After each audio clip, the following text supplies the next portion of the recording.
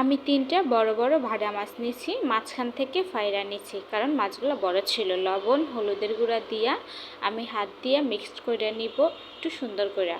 Mixed করা শেষ, প্যানে সরিষার তেল দিয়ে দিছি। আমি লো আছে আস্তে আস্তে মাছটা দিয়ে দিব।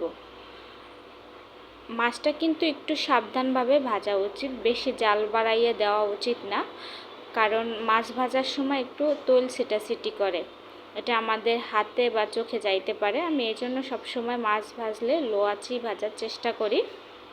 তো আমার এক পাশ ভাজা হয়ে গেছে, আমি অন্য পাশ উল্টাই দিছি। আমি একটা পেঁয়াজ কুচাই নিব। যে কোনো জিনিসই একটু আস্তে ধীরে মন দিয়ে রান্না করলে আমার মনে হয় অনেক বেশি মজার হয়। প্যানে সরিষার তেলে পেঁয়াজটা ভাইজা নিছি। আমি এখানে 2টা পাকা টমেটো দিব, কুচি কুচি করে টমেটোগুলো কাইটা নিলাম।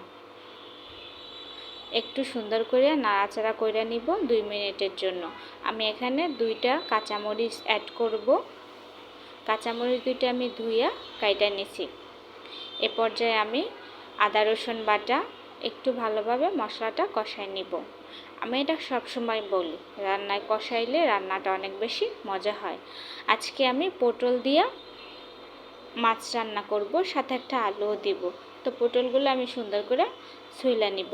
অন্য পাশে কিন্তু আমার মশলাগুলো কষাইতেছে। পটলগুলো আমি যে এই সাইজের কাইটা নিব। কাটা শেষ, আমি সুন্দর করে ধুয়ে নিছি। ওপাশে মোটামুটি আমার মশলাটাও কষানো শেষ। আমি পটল আর একটা আলু দিয়ে সুন্দর করে নাড়াচাড়া করে নিব মশলাটার সাথে ভালোভাবে 5 মিনিট ধইরা। আমি কিন্তু এটা মোটামুটি নাড়াচাড়ার উপরেই রাখছি। এ পর্যায়ে আমি লবণ, হলুদের গুঁড়া, জিরার গুঁড়া, মরিচের গুঁড়া, একটু পানি দিয়ে এটা আরও 5 মিনিটের জন্য নাড়াচাড়া করে কষাই নেব। মাছটা আমার ভাজা, তো মাছে ওরকম কোনো কিছু করতে হবে না। মশলাটা একটু সুন্দর করে কষাইয়া আমি এটা হাফ সেদ্ধ করে নিব একবারে লো আঁচে। আমার নর্মালি লো আঁচেই রান্না করাটা বেশি হয়, কারণ জাল বাড়াই দিলে তখন দেখা যায় কি তরকারি পুইরা যায়। এই জন্য আমি সবসময় চেষ্টা করি লো আঁচে একটু সময় নিয়ে রান্না করার জন্য।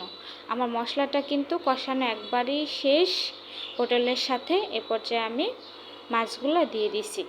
মাছগুলো দিয়ে সুন্দর করে নাড়াচাড়া নিব 2-3 মিনিটের জন্য, যাতে মাছের গায়েও মশলাটা ভালোভাবে লাগিয়ে যায়। এ পর্যায়ে আমি এখানে কোনো পানি ব্যবহার করব না, আমি একটু ভাজা ভাজা খাবো। এজন্য আমি আধা ঘন্টার জন্য একবারে লো আঁচে এটা সেদ্ধ করে নিয়েছি। উপরে একটু ধনিয়া পাতা দিয়ে আমি নাড়াচাড়া নেব। এটা কিন্তু অনেক ভালো হয়েছিল তরকারিটা।